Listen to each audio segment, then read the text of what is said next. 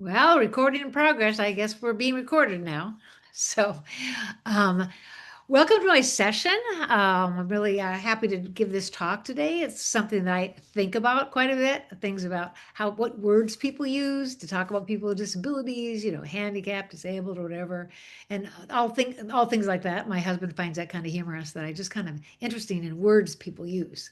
And so, I took this opportunity to jump in here and look at some of the words we talk about regarding design of online courses specifically, and just take a look at some of those definitions and see if we all agree or whatever. I encourage you to add to the chat. I'm going to present some definitions and give a little explanation on my part, but as you might know, you can search for a definition of universal design and you get a lot of things to choose from. And so what I did is I used the Google chat box and Gemini, and I sent the question, "Oh, what do these things mean?" And then I did a little bit of editing here and there, mainly to make them consistent in their grammar. But anyway, I even disagree a bit with some of these, but I thought this would be kind of an interesting way to look at IT and how AI particularly can be used doing things. But first, I was going to use two different chat box and then compare, and they're very similar. I was kind of surprised the consistency, the definitions that I got, and the talk isn't long enough to do that, and probably a little bit too much lost in the weeds. So I'm Sheryl Burgstahler, as was already mentioned, and I'm the past founder and director of the Center for Universal Design and Education. I have retired from my full-time job at the University of Washington after 40 years of service, but I haven't retired from my career. So I'm working part-time. I continue to deliver presentations like this. I teach several courses online, and I'm doing some consulting with the University of Ireland and universities in Ireland. And so I'm staying busy enough, but not too busy. And I don't have the administrative responsibilities that I did when retired before I retired from my position at the University of Washington. So I also was recently named EdTech's 25 top higher ed influencers for 2026, with a total shock to me, but it was for being a pioneer. I think that means I'm old, and that's true. And in the accessible design of online learning. And so anyway, I thought I'd point out to you exactly where I come from on that. I actually taught the first uh, online course at the University of Washington, and it was way back in 1993, in the early days of communication online. And I did it with a colleague of mine, Norm Coombs, who is blind himself, because we wanted to see could we develop an accessible course using the internet. We didn't have the World Wide Web back in 1993, at least it wasn't commonly used. So we used a system called Gopher. It's a text-based system that you can organize your content in an outline type format. It was developed by the University of Minnesota. And so we used that. We communicated by email. There was email, but it was all text driven, line driven, line command driven. We used a file transfer protocol, FTP, which allows you to move things around the internet. Mainly, you could use that to download images and other files, but mainly images. And we use Telnet. Telnet allows you to log on to a computer site, and then you have to follow the rules of that site. And so there's some very few, relatively few out there that you could access, but like NASA, for instance, had a really interesting site that we used, and we had to Telnet to actually log on to that. Again, we didn't have the World Wide Web, so it's quite different. But we did design this. Norm and I designed the course to be accessible, usable, and inclusive. It was about how to design technology for people with disabilities, including assistive technology and accessible technology design. And I was proud to say to our organizers at the University of Washington, they said, "Well, how many people with disabilities signed up for your course?" And I said, "I'm proud to say I don't know." And they said, "Well, how can you not know?" I said, "Because we didn't ask them." And we made our course accessible, and so they didn't have to ask for an accommodation. And a few of them did mention they had a disability, but it certainly wasn't expected, certainly was required. And that's what we kind of mean by making things accessible. I usually use to and inclusive. I usually refer to universal design, you'll see, as all those different characteristics. And the basic idea is still the same with our modern technology. We, by the way, didn't even have learning management systems back then. So we had some kind of a system the university kind of threw together, in-house to host our course. So when we look at the respect to online learning of the topic today, this is what I'm going to cover. Where I'm going to cover a little bit about looking at rather than looking at disability, looking at ability. And if you talk about ability, then you have to look at that on a continuum. All of us have different abilities. Some of us may have a disability, but not all of us. Looking at the meaning of these various design approaches, the ones that are listed in the title, I added a few extra too along the way, and what practices are supported by these approaches. And then I give some tips, real practical tips for the design of an accessible, usable, and inclusive online learning course. And finally, I'll share some resources for further exploration. So it's kind of fun for me to put this together because, again, I kind of think about how we word things and how things can be, change over time. It used to be handicap, people with handicap. Then it was, oh, that's not a good word, and so disabled. But some people thought, well, it should be people with disabilities to emphasize that their personhood first. And now, more recently, people are kind of criticizing that approach because it's like, why do they have to put their disability in there first? And then, or what, say that they're a person, it should be understood. And so then now, disabled person is accepted by some people. Anyway, it's hard to keep up. It's just like different words defined by your gender identity. But anyway, so we'll move forward on this, starting with that ability on a continuum. On the screen here, you'll see that I have a double-edged arrow from not able on the left to able on the right. By the way, I just said that because I'm assuming some of you might not be able to see my screen. It might be because you're blind. It might just be because your monitor's not working, or you're in the car and you're just listening to this. And so that is practice. Saying the content that's provided on a screen as an image is best practice that could be supported by all those different words that I had mentioned. So the ability to understand English, for example, might be related to a disability, or it might be like a learning disability of some type. But it also might be because you grew up in a different country and English is your second language. So the idea of an ability is not just about disability. It can be about some other characteristic.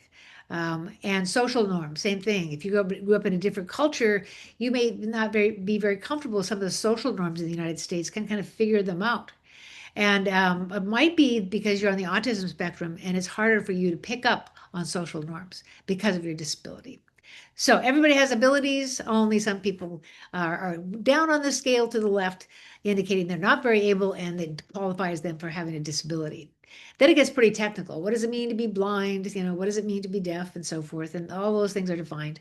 But that you don't have to worry about that unless you're in the Disability Services Office or rehab medicine or something. So the ability to see, hear, walk, read, print, all of those, we could rate ourselves today on our abilities in those areas.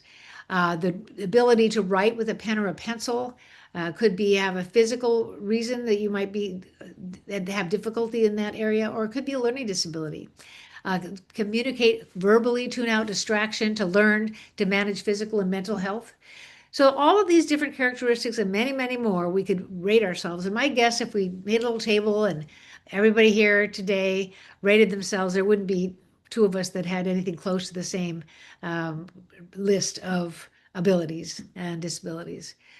So you're unique. Other things to think about when you're choosing a design practice is that race, ethnicities, gender identities, and disabilities, and many other characteristics may not be obvious. And so you can't tell by looking on a Zoom image or in person who might have a disability. And it's important to consider intersectionality. The intersectionality, let's say, between gender and disability. Women with disabilities, some types of disabilities, may face different barriers than men with disabilities. And then also different types of disabilities. And so someone who is blind but also has learning disability has intersectionality there because they have two disabilities to maneuver. And the other thing to make note of is that campuses primarily offer accommodations to individuals after an inaccessibility is discovered. So in an online course, many faculty don't think about accessibility or universal design until after they get a request from the Disability Services Office. Now that requires that the student with a disability goes to that office and registers and asks for accommodations, which can be called disabling in itself to go through that extra process that other students don't have to do. And many times it's really too late. The students realizes they can't access the syllabus because it's an inaccessible PDF file. Most PDFs that people produce are not accessible to people who are blind, and for some people with learning disabilities and other disabilities as well. So it's kind of late. The student, oh, I need the syllabus converted to an accessible format. The Disability Services Office might do that. So 2 days later, maybe they'll get the syllabus. So that's not fair. It's not an even playing field with the other students. Same with videos. A person who's deaf and requires video captions in order to understand a video. If your little short video, like I create for my classes of introduction, little 5 minute or less video of me, if I don't have them accurately captioned, then a deaf student is at a disadvantage for that class. And so accommodations don't work real great because it usually takes time to produce them. So we'll be talking about design practices that proactively make things more inclusive and accessible and usable by people with disabilities. So the longer we're talking about accommodations now, accommodations are expensive because they're labor intensive many times. And two of them actually for online courses, very common accommodations and very expensive accommodations in terms of how much time it takes a paid employee to fix these things. One, making inaccessible documents accessible, maybe mainly reformatting PDF files, but even Word files and PowerPoint presentation files, etc. And then captioning videos. Some people actually create their video in YouTube as a platform, and they see that they're automatic captions and say, oh, great, I don't have to produce the captions. Well, wait a minute. Those captions, although they're very good these days, are created by a computer using AI, and you should look at those as a draft of your captions. And it's easy to go into YouTube and edit the captions of your video. So let's talk now about proactive approaches to design and how they might include or not so much include people with disabilities. These definitions, by the way, I found using the Google AI chat box, and I edited them a little bit just to make them consistent and format a little bit. And I don't even agree with all of them perfectly, but I thought that might be an interesting way to go. Usually for any of these terms, you can find multiple definitions of them. And so you don't have to be limited by what I'm looking at now. And I may make some comments here and there of my disagreement. And you can have a conversation going in chat regarding this. If you see a definition and you think, whoa, I thought it included this or whatever, make your comments. We don't have to all agree, but share them with the other student participants in this class. And so you can think about it. And so here we go. Accessible design. It's an approach that creates products, systems, and environments, both physical and digital, that are usable by people of all abilities, including those with permanent, temporary, or situational disabilities. And so this focuses on ability or disability, but it doesn't mention, for instance, gender issues or cultural issues and some of those things. So it's not as broad as some future definitions that I'm going to share with you. So accessible design is kind of, according to this definition, kind of making your course accessible to people with disabilities specifically. So let's move on to the next one. Again, you can put some comments about that.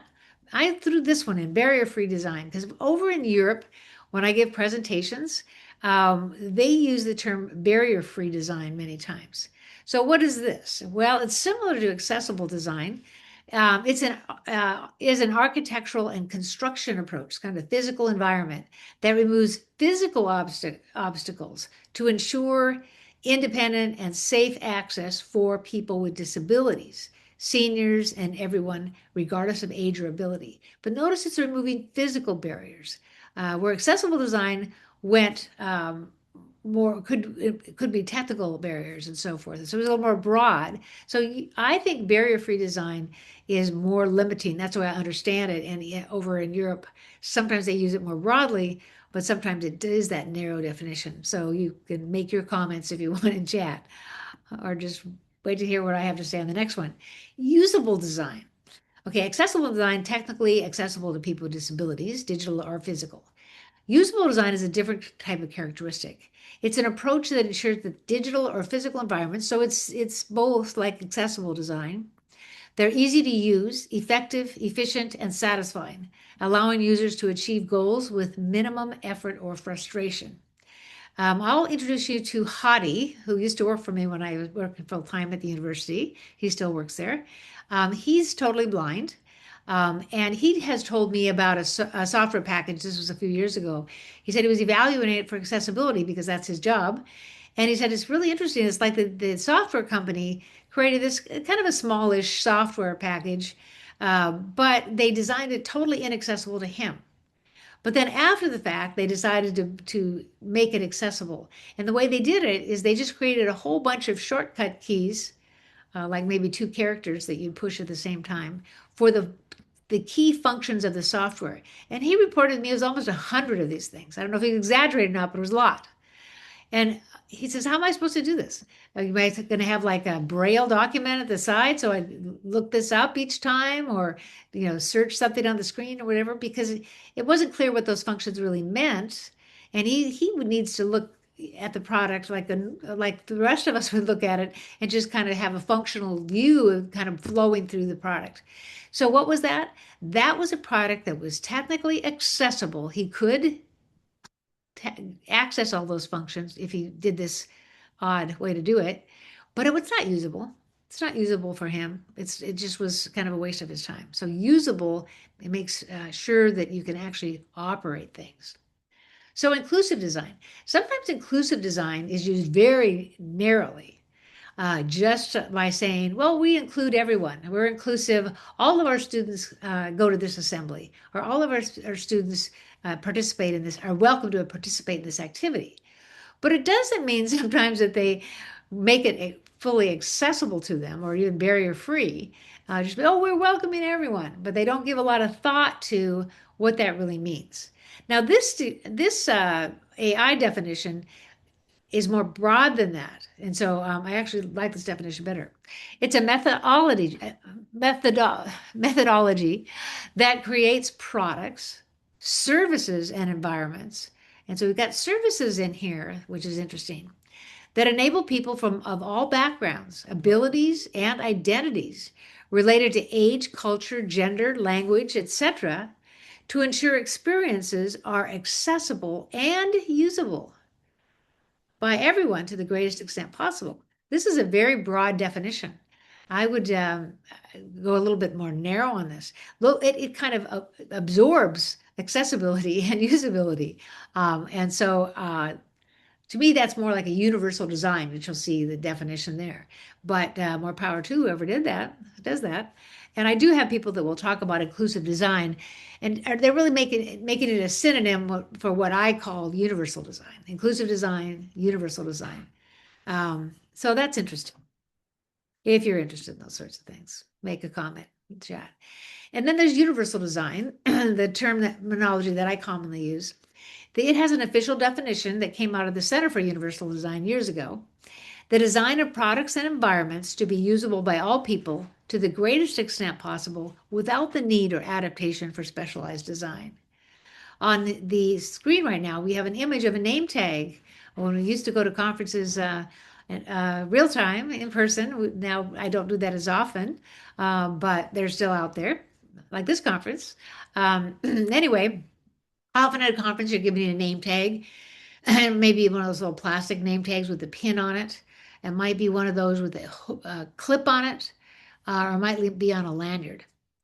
So I was always frustrated with the first two, the clip and the pin, with the lanyard, because the lanyard it just fall so low on the body, and I'm only 5 feet tall, so it was kind of seemed like it was way down there. And then if you scoot it up somehow, like tie it up, then it likes as a bib. So I always liked the clip and the pin, but often I was kind of stuck with a lanyard because that was the only thing that they offered. And so I'd always bring a clear plastic label holder of my own with a clip and a pin on it on the back. You can see on this screen, if you can see that, this name tag has a clip, metal clip, and a pin. And so you can clip the name tag if you want onto the ring that connects to the lanyard. And so if you want to use a lanyard, then fine, that's your personal preference. And so you can do that. But also I can use a clip. I like to use a clip onto my collar or maybe even a pin if I don't have a collar. The other thing about this universally designed name tag is it has my name really large, Sheryl, bold, and large. And then my last name smaller, Burgstahler. And then my title small as well. And then you could even have the name of the conference very small. A lot of times the conference name kind of dominates the name tag. When you think about it, is that necessary? I think most people know what conference they're at, and they will recognize the name tag of someone who's in the reception or whatever, or assume that they're at the same conference. So anyway, so universal design is kind of thinking through the process and pleasing as many people as possible. So if you want a lanyard with this design, or you want a pin, or you have a clip, they're all included in that. And one thing about a lanyard too that I don't like is often you go to a reception and it gets flipped over and it's blank on the back. So I wonder, oh, do I flip that over? That seems kind of like too personal. And if I know them that well to flip it over, I don't need to know their name because I know their name. So what we do on our name tags, what we did back then is, at least, is we put the name tag on both sides. That was immediate solution to that. So if it flips over, they see the same name tag. But it gives you the idea of what the process is of applying universal design. Now, I include the usability and the inclusivity in the universal design definition. So you'll see here that a universal design is accessible, it's usable, and it's inclusive. By inclusive there, I use kind of a narrower definition because I've got the usable and accessible on there. And the inclusion means that they're using the same product, it's an inclusive type process, like the name tag, where it's not like we have three different name tags. It's like we include the options within the product. So everybody's using the same name tag, but they can use the preferences as they wish. Then human-centered design. This is a structured, empathetic methodology. Okay, so now we're talking about a methodology focusing on user needs, behaviors, and emotions to create practical solutions. I've seen this applied many times, and sometimes it's applied not very broadly. They define the human more narrowly than I would like to have them apply it.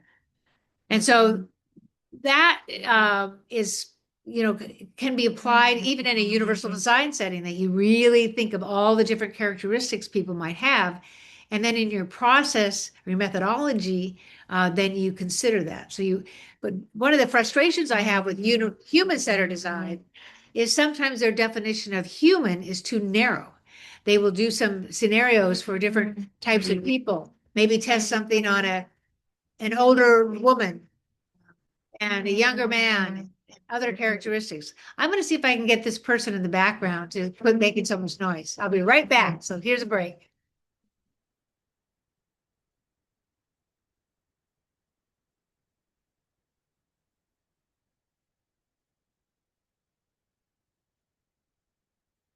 Hey.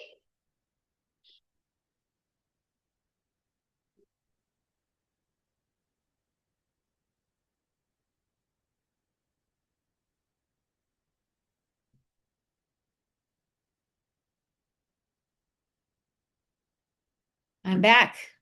I hate to get in the way of progress, but my husband's working on a project that I really would like him to work on, but it was a little bit noisy, so we're going to be better now. Okay, so human-centered design is something that's been around a long time. People that do, usability tests and stuff, they will often talk about human-centered design. And then there's this human-centric design, which I hadn't heard of until I read the solicitation for this particular conference. And so I looked that up. And what AI told me is it's a broader, more strategic descriptor used to describe a mindset or a philosophy that prioritizes people over systems. So you're thinking of an online class, rather so focused on the discussion board and all the technology, that's okay, but then think about the people that are going to be doing that activity and how you can make it inclusive and accessible and usable for everybody that might be in your class. It often encompasses a wider audience, so that's kind of like universal design, all different characteristics, or societal impact beyond just the immediate user.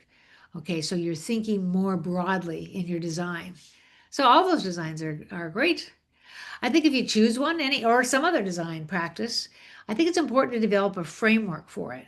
I've spent a lot of time on universal design and have developed a framework. And what I conclude is that these are the aspects of the framework that you should include. The scope, like today at the very beginning, I said we're talking about online learning. So we didn't get too far afield from this conference. We're not talking about everything in this presentation, but how to design online learning as our example. And then a definition. I gave a definition of universal design that came from the Center on Universal Design. So UD does have a formal definition. Some practices do, some don't. And then principles. I'll share the principles of universal design in a little bit. And then those principles, kind of broad principles, lead to guidelines and practices. And I talked a little bit about the process already when we created this universally designed name tag. So the principles I mentioned then, if you're applying probably any of these to online learning out of these design practices, this was developed for universal design. But this is what you'd be looking for to make sure that you're following some accepted principles and practices. So there are 7 universal design principles. They include things like left and right-handed users and making physical environments accessible to people using wheelchairs, things like that. 7 of those. And then there have been 3 universal design principles that have been developed specifically for instruction and curriculum development. And that's called universal design for learning. And so you might want to check into that. And then when you look at IT, we should have some principles for IT, so acceptable practices that are accessible to people with disabilities, for example. And I found some with the Web Content Accessibility Guidelines. They're the guidelines that many universities employ, and K-12 as well. But many specific technical guidelines, and then specific practices. But it also, if you back up a bit, also presents 4 principles on which all of these guidelines and practices build. So we're not going to go through all those 14 principles, but this is my summary. Didn't have to use AI for this one. So in a nutshell, to make something inclusive of everyone and accessible and usable and all those good things, human-centric, whatever, provide multiple ways for participants to learn. So you might use a video and have a handout. If you notice on the DOIT, D-O-I-T with a dash in the middle, website, there are videos, and the videos are accompanied by a handout for the most part. And so you can learn from reading, you can learn from the video, and the videos are captioned, and so you have multiple ways to learn that content. Many students you'd want them to do both ways, all 3 ways to learn something. And the different ways to demonstrate what you've learned, that's just, different ways for testing to see if a student has met your requirements for the class. Don't have them all multiple choice tests, or don't have them all short answer and so forth, but maybe have a large project, 2 large projects or something, and then have medium-sized assignments. And then, as I do in my classes, give them some credit for all their participation in the discussion. So you give them a few points that keeps them, engaged in the discussions.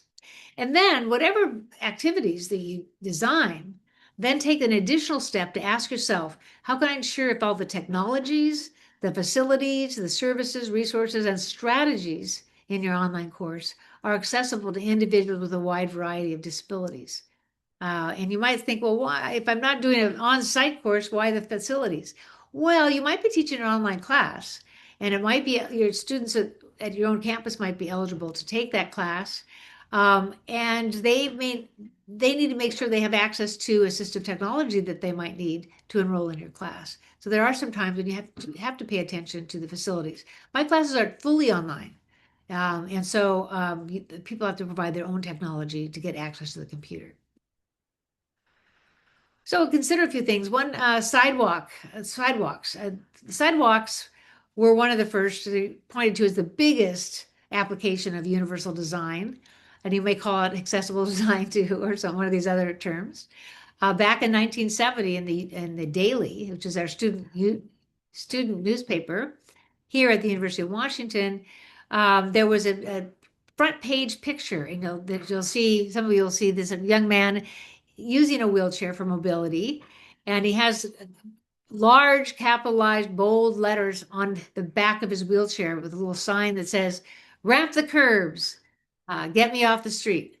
So he was campaigning, and others like him were complaining and campaigning around the country at post-secondary institutions, trying to get them to put curb cuts in sidewalks.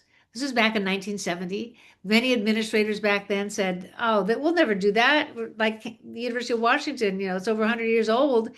We can't be expected to go put curb cuts in the sidewalk." And I said, "Well, it has become common practice now. We did at the university put all these curb cuts in. It was a lot more expensive than new construction where you just build them in." And so that's a good example. Another great example is technology design, which includes our smartphones.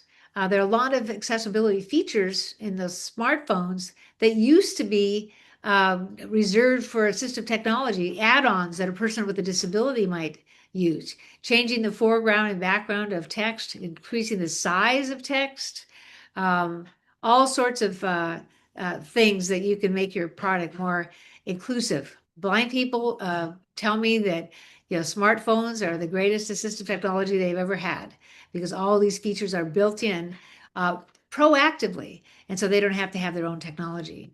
Now, you also want to ensure there's compatibility with assistive technology. For example, we're not going to build into computers Braille devices, Braille embossers, but you want to make sure the technology you have is accessible to people using Braille embossers rather than a standard printer.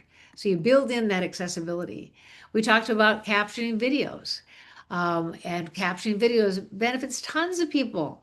Those who are unable to hear the audio, of course, those who are English learners, if you're in a noisy environment or a noiseless one, like a library, and you want to, be able to watch a video, but you can't be noisy, so you turn off the sound and you just watch the captions. So it's important that they're accessible and to anyone that's doing that. And so that's why it's so important that they be accurate. Some people using slow internet connections can get the captions, but not the video.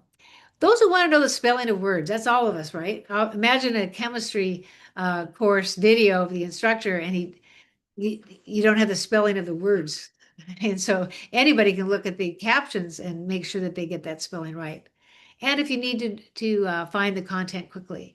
If your collection of videos is programmed properly, a person will be able to search through all the captions on all your videos in your collection and find different content really quickly. So, what's the best practice? Human-centric, usable, inclusive, accessible, universal design, plus the other few that I mentioned. Well, I don't know. What I think of is they're all proactive. I think those that address diversity, we got to make sure they consider more than disability, but they do include disability. So they're not really just dealing with one type of characteristic like race or disability. Those broad ones I think are better. And if they deal with those issues, they should promote best practices and do not lower standards. Don't lower standards with these design approaches, but give people options. They're proactive. They can be implemented incrementally, and so they serve to benefit everyone. Also, minimize the need for accommodations.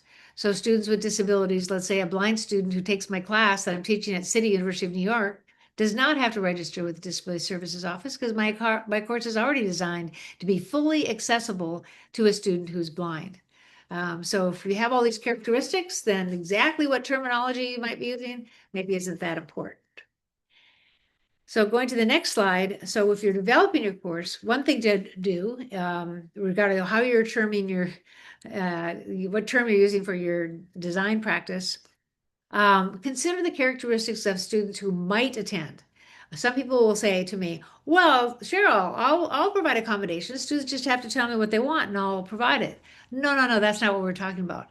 Other students don't have to request all these special things. Oh, like, would you please, speak in English or something that you just automatically assume? They don't have to request that. And so you should be thinking about what students might be attending your class. You should be thinking about the assistive technology they might be using, like a screen reader used by a blind student and the screen reader can read all the text on the screen. Or some people might have physical disabilities using assistive technologies of many, many types. So when you think of your students, your potential students, think about the wide range they will have as far as English language skills, cultures, interests, comfort using technology even, different environments they're in and abilities. When I create a class, usually think of my average student first. That's all right. But I don't end there. I think about assignment and I think, how can this is the assignment I want to give. But then I step back and I think, how can I do this better so that it benefits people with a wider range of characteristics? Um, People with different types of disabilities, people with different cultures and so forth. And then I'll usually find refinements I can make to my initial idea. Just always asking who might have trouble with this discussion. One example is I had this discussion on a course I was teaching on universal design. And I told the students to go out on the internet and say, look for something, a picture of a physical place that's not labeled universal design, but has a universal design characteristics as you see it. And then use an attachment on your email and also provide a description of the image, but also why it's universal design. So I thought, well, it's accessible, that the responses of students would be accessible to a blind student, but how's a blind student going to do this project? They'd probably find a sighted person to work with them and complete the assignment. Well, that's not fair. We want it to be independent. So I have this assignment and I describe it that you're looking for an image online. And then I say, or as an alternative, you can describe a location you were in where there was a universal design feature, like there was a ramp or something. Um, and then in that case, you describe it to your fellow students in the discussion board and explain why it's a universal design feature. So if you notice the way I did that, that blind student doesn't have to ask for an accommodation. I kind of built it in. So that's one way to look at it. The other way is I opened the door to anybody else who wanted to talk about something that they just witnessed. And so many times people answer that question with an experience. You went to the TA meeting at your school and you're impressed with whatever, and you consider that universal design. And I don't always know what the disabilities of people in my class, but it's a course on universal design, so people often disclose. But there are many more people that actually do that assignment than I think are blind that are in my class, but they don't have to tell me about that. And that's what I consider the perfect solution. So let me share these 4 stories. And these are friends of mine that have been in the Do It program. Hadi on the right, you've already met. But if you make your course accessible, usable, inclusive, whatever, for these 4 people, you've gone a long way to make it fully accessible for everyone else. And so let's just look at the highlights for a minute. Zane is totally deaf. And so she relies on those captions. So be sure that you have captions, first of all, and that you edit them so that they're accurate. So she can see the punctuation and also, there's accurate spelling of the words. And so be sure that you do that for her. Anthony, he has multiple physical disabilities and he does not have a usable voice. So because of his disabilities. And so he can do some shortcut keys to write so he doesn't have to be too slow. He does have a hand where he has some motor control so that he can use the large screen and he can touch the characters then of the keyboard. And a lot of other interesting technologies. He can even use a phone using this technology. With his synthetic voice, he can speak to people on the telephone. The one thing you need to know about Anthony and all these technologies is that he can fully emulate the keyboard. And so anything you can do on a keyboard with the keys on the keyboard, he can do, including the arrow keys. He can't emulate the mouse. He's not able to use a mouse.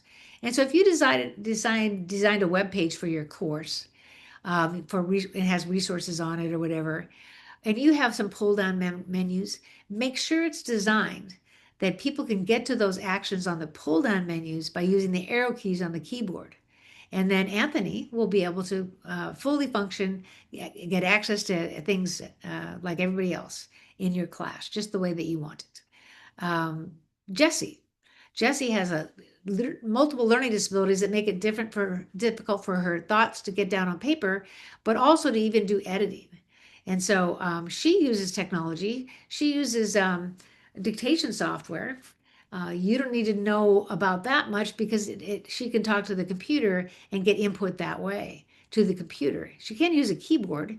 And so if there's something that she needs to do that way, she can as well. But also she uses text to speech, similar to a screen reader like Hadi uses, except not with so many functions. And so she's just reading the text because she can see the headings and the formatting and stuff. Where Hadi has a screen reader that also has a lot of formatting characteristics.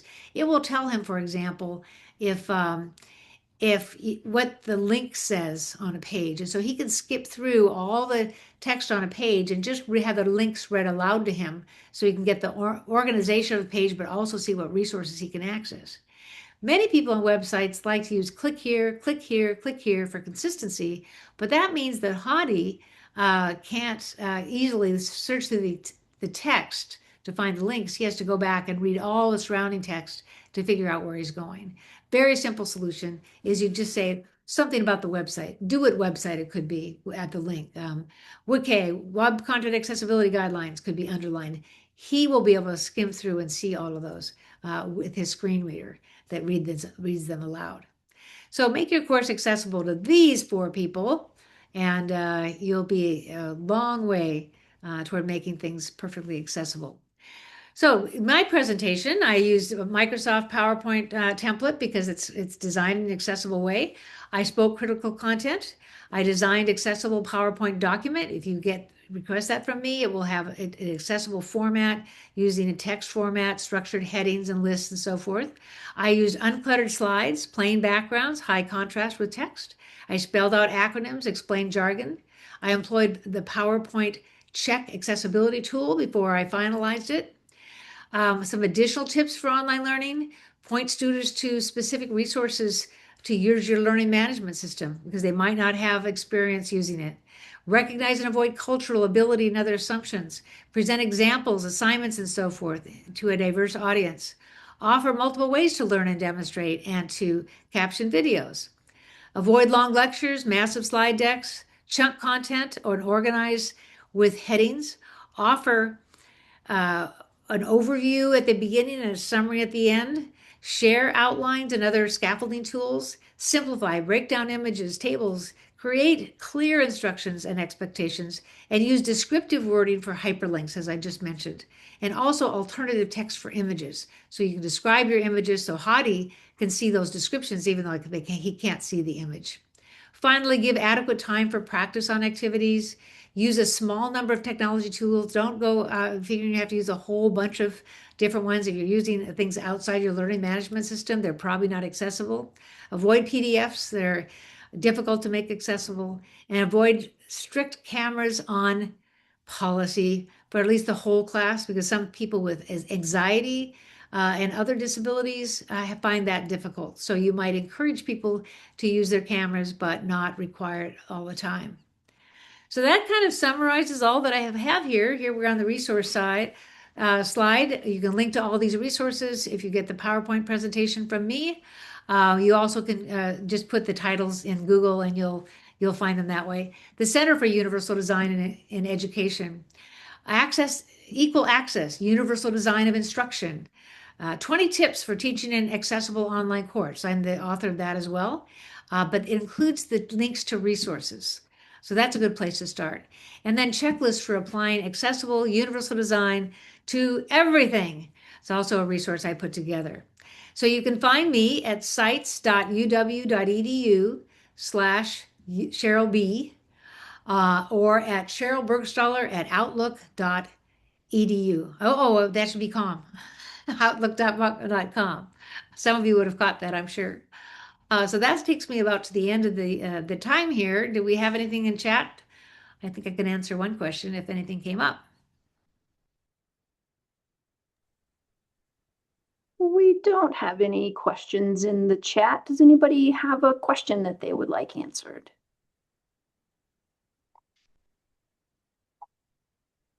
Most questions you might think of could be answered in these resources.